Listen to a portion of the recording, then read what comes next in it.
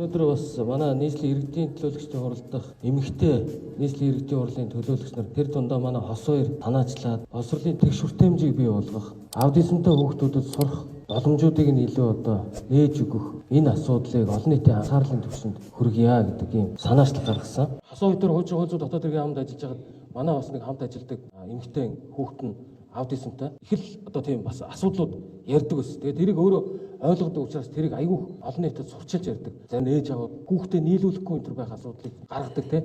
Энэ хандлагуудыг өөрчлөхөөс гэж ярьж байсан. Өөрсдөөсөө шалтгааллах шийдэж болох асуудлуудаа ялангуяа энэ аудизмтай хүүхдүүдэд хэдүүлээ илүү хандлагаа өөрчилж энэ хүүхдүүдийг сурч болсох орчныг нь дэмжих материалын зүйлүүдийг нь шийдэж өгөх.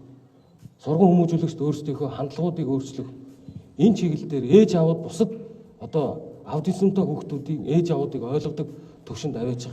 Энэ чиглэл рүү бид нар та бүхэнтэй хамтарч ажиллая гэж өнөөдөр энэ арга хэмжээг зохион байгуулж байгаа. Энэ нь зүгээр л цоо эрүүл хүүхэд зүгээр энэ аутизм гэдэг эмнэлзэн талаасаа араа томьёол нь өөр байдаг ийм л зүйлүүд.